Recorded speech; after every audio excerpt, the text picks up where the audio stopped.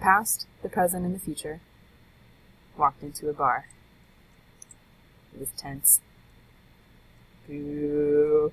Okay, this video is about verb tenses, and that's something you learned about in elementary school, and now you're going to start learning the different tenses that exist in Latin. The first three you're going to learn are present, imperfect, and perfect.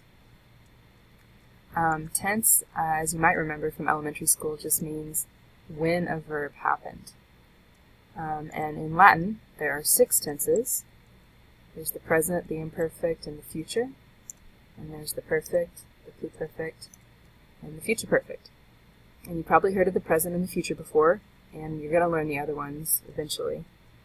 In English, it depends on who you're talking to. If you talk to a linguist, there's 2 tenses. There's the present and past. That's pretty cool. If you talk to an English teacher, there's probably 12 tenses. There might be as many as 16 tenses. And that's why you should be very glad that you are an English student learning Latin instead of a speaker of anything else learning English, because we have it easy and no one else does, trying to learn our language. Okay, so back to Latin, where things are a little bit easier. The present tense is going to be translated verbs or is verbing.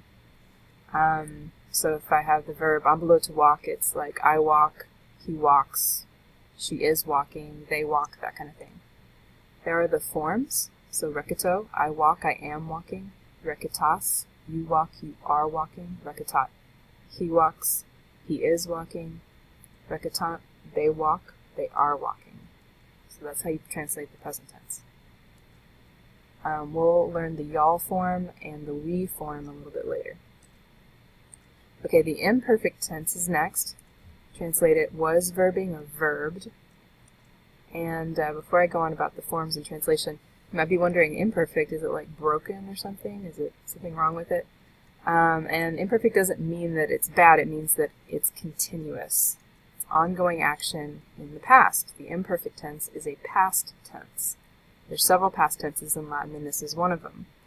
And the reason we're calling it imperfect is not because it's faulty. We're calling it imperfect because it comes from the word perfecit in Latin, which means complete or finished. And if you're imperfecit, you're not complete yet. So let's look at the forms. We've got recitabat and recitabant. And recita means I recite. Recitabat means he was reciting. And so ongoing action in the past means just that. It's describing something that's happening over a long period of time. So recitabant, they were reciting the Pledge of Allegiance when a meteor fell through their classroom roof. I don't know, something like that. So it just describes, it's a way of indicating not just when something happened, but the frequency with which it happened, and Latin can do that. So it's kind of cool. So you might be looking at these bas in the middle of the words and being like, that's funny. I've never seen something stuck into the middle of a word. And you're right, English has prefixes, go on the beginning of a word, suffixes go on the end of a word. But Latin has something called infixes. You stick it in the middle of the word and it's just a particle, a part of a word that means something, and in Latin you can actually stick it in the middle.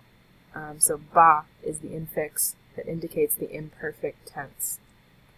English doesn't really have infixes, except we kind of do casually, like that, abso-frequently. But we don't really have it. We don't use it for grammar. Latin does use it for grammar. So if you see that ba, it means was verbing or verbed. Okay? Alright, on to the perfect tense. Now, if imperfect means not complete, perfect means completed. And sure enough, the perfect tense is completed action in the past or one-time action in the past. So the translation is verbed or have verbed. And it's completed one-time action in the past. And there are the 2 forms you're going to learn right now, recitavit, recitaverunt. So eat and erunt. And recitavit would be he recited, or he has recited, maybe she has recited. And recitaverunt is going to be they recited or they have recited. Those would be the options for that for translating the perfect tense of that verb. Now you might be looking at this V that just popped in here and be like, hey, is that another infix? And it's not.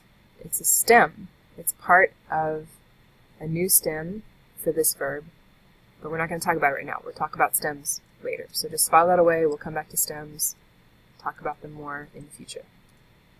Okay, now it's time to talk about sum. The to be verb in most languages is irregular, and it's irregular in Latin. That means every time I teach you some new tenses, I have to show you the special forms of sum, but I'm going to give you charts to help you keep up with them, and it's really not going to be that big deal. So for the imperfect tense of sum, which we're learning in this chapter, the third person forms are erat, he was or she was or it was, and erant, they were. Erat, erant. Past tense, ongoing forms of sum. Okay? Let's look at some sentences real quick to end this up. So the first sentence is infans in cubiculo dormiebat. What do you think dormiebat is? Think if you can, see if you can remember, quiz yourself.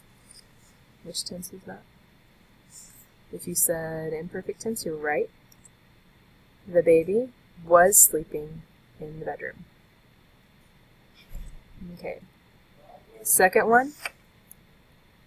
So in this one, pater et mater aberant.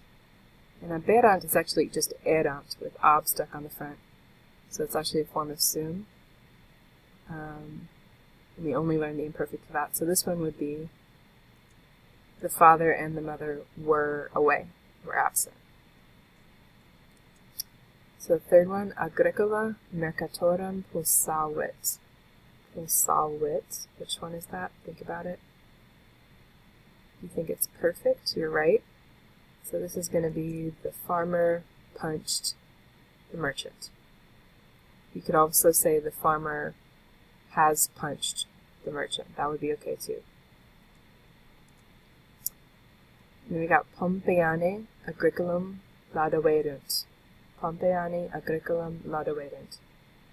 So which one is laudaverunt? Which of the tenses we learned? You said perfect, you're right again. It's the Pompeians praised the farmer. It would also be okay to say the Pompeians have praised the farmer. Either one. Okay, so you can fill out the charts for this to have a quick reference for all the new forms we learned. And I'll see you in the next video. Bye.